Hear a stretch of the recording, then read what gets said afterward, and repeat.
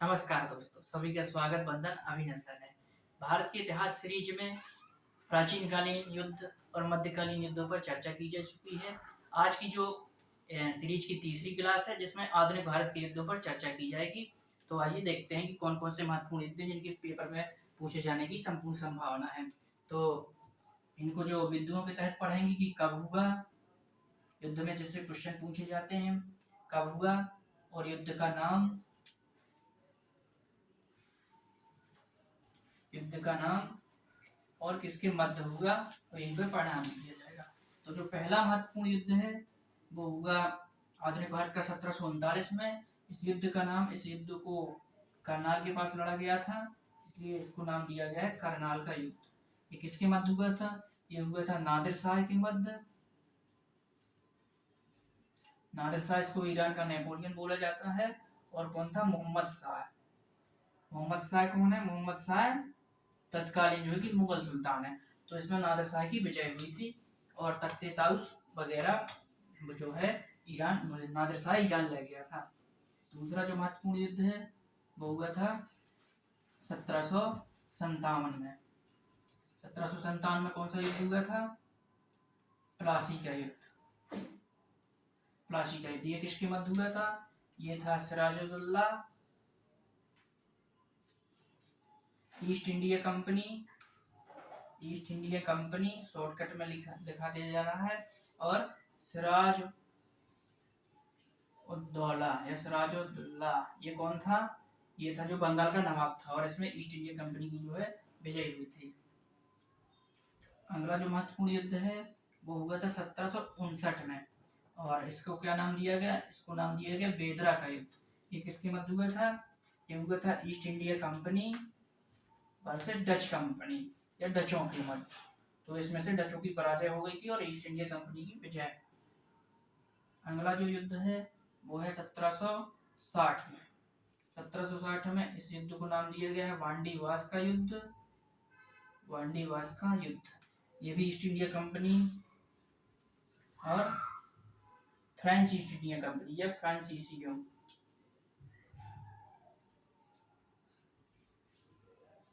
फ्रांसीसी फ्रांसीसी east India company के मध्य लड़ा गया। इसमें ईस्ट इंडिया कंपनी की विजय हुई।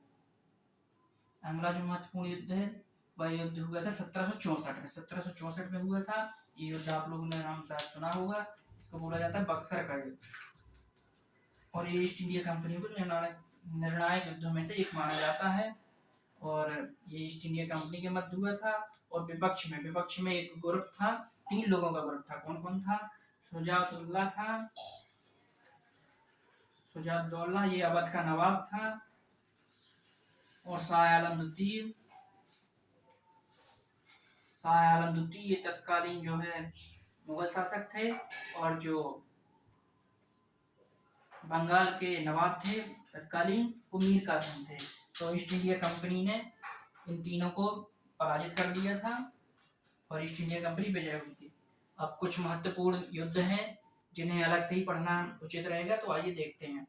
तो इसकी आप स्क्रीनशॉट ले लीजिए, इसको मैं रख ये दे रहा हूँ। पढ़ने का क्रम यही रहेगा 1739, 1757, 59, 60, 64। एक क्रम बनाकर पढ़ेंगे तो ये याद ही रहेगा। चलिए अब कुछ अलग से कुछ युद्ध हुए हैं उनको देख लेते हैं। जैसे कि मराठाओं और अंग्रेजों के मध्य हुए हैं, कुछ फ्रांसीसियों के मध्य हुए हैं, कुछ विदेशी भूमि अर्जित करने के लिए भी युद्ध लड़े गए हैं। मूलतः अब युद्ध जो होंगे वो ईस्ट इंडिया कंपनी के विरुद्ध ही होंगे। तो आइए देख लेते हैं। सबसे पहले चर्चा करते हैं कर्नाटक युद्धों की। कर्नाटक की भूमि पर 3 युद्ध लड़े गए हैं, और ये किसके किसके मध्य हुए थे? तो ये हुए थे अंग्रेजों के मध्य, अंग्रेज अर्थात ईस्ट इंडिया कंपनी, और फ्रांसीसियों के मध्य, फ्रांसीसियों के मध्य। तो अब ये जानना तो इसमें इम्पोर्टेंट नहीं है कि मान लो कमांडर कौन था, ये बहुत कम ही क्वेश्चन पूछा जाता है।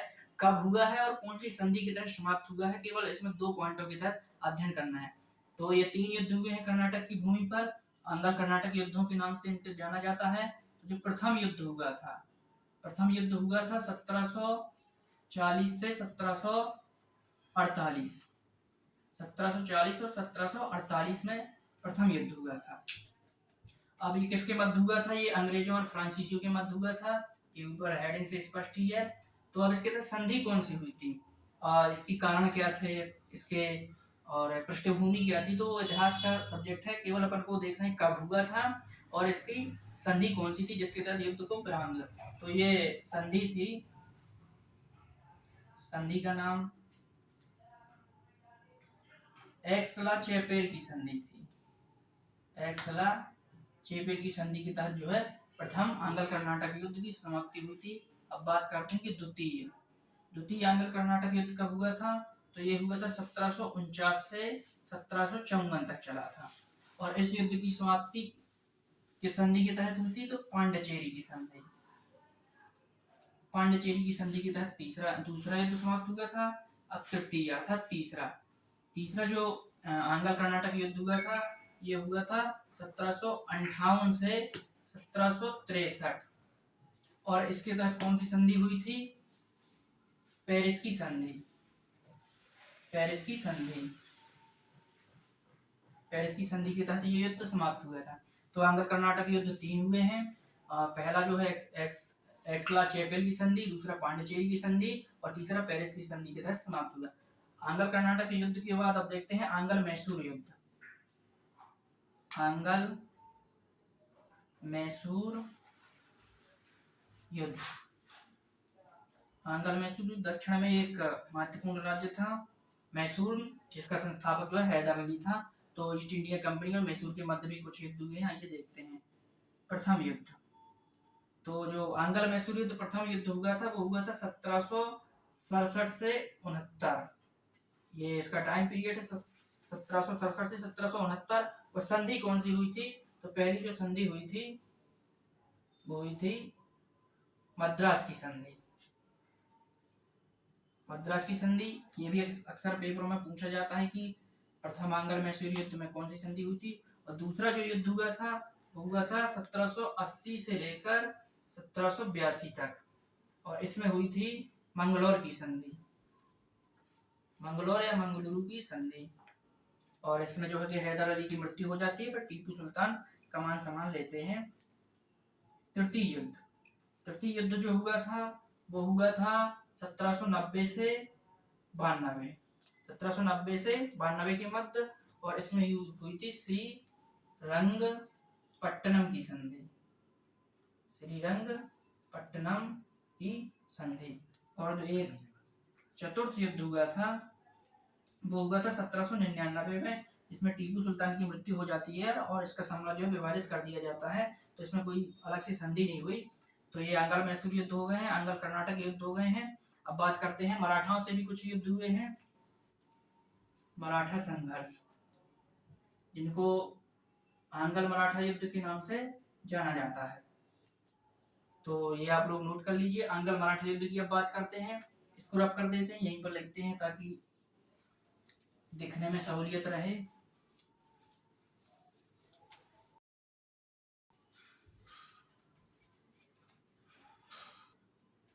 चलिए तो अब देख लेते हैं आंग्ल मराठा युद्ध। आंग्ल मराठा युद्ध, आंग्ल मराठा युद्ध, इसमें भी जानकारी के दो ही बिंदु रहेंगे, कब हुए और कौन सी संधि हुई और किसके मध्य हुई, बस ये। तो जो पहला आंग्ल मराठा युद्ध है ये हुआ था 1775 से 17 और इसके तहत जो संधि हुई थी या किस संधि के तहत ये समाप्त हुआ था? तो सालवाई की संधि जो 1782 में हुई थी। अब दूसरा जो युद्ध हुआ था वो हुआ था 1703 से लेकर 1803 से 1805 के मध्य ये हुआ था और इसमें अलग अलग संधियां हुई थी, जैसे कि देवगांव की संधि ये हुई थी भोंसले। आप लोग शायद जानते होंगे कि मराठा साम्राज्य विभाजित हो गया था अलग अलग वंशों में या रियासतों में, भोंसले से हुई थी देवगांव की संधि। और राजपुर घाट की संधि हुई थी होलकरों से, जिनका साम्राज्य इंदौर में हुआ था। और एक सुरजी अर्जुन गांव की संधि हुई थी सिंधियाओं से, जिनका कालांतर में साम्राज्य ग्वालियर में फैला था। और तीसरा आंग्ल मराठा युद्ध ये हुआ था 1817 से 1818, 1817 से 1818। इसके तहत हुई थी पूना की संधि। पूना की संधि हुई थी। इसके बाद जो है कि मराठा साम्राज्य जो पेशवा ईशवा का पद समाप्त कर दिया गया था। तो ये कुछ महत्वपूर्ण युद्ध हैं।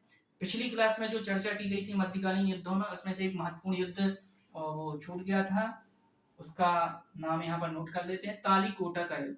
तालीकोटा का युद्ध, इसको राक्षसी तांगड़ी भी बोलते हैं, राक्षसी तांगड़ी, और इसी को बन्नी हट्टी भी बोलते हैं, बन्नी हट्टी का युद्ध। तो ये एक महत्वपूर्ण युद्ध है। ये कब हुआ था? ये हुआ था 1565 में। और किस तो ये हुआ था विजयनगर और दक्कन सल्तनत। दक्कन सल्तनत में वो 4 राज्य शामिल थे जो बहमनी साम्राज्य से अलग हुए थे। और एक थोड़ा सा एक करेक्शन है कि जो चंदावर का युद्ध पढ़ा गया था उसमें जयपुर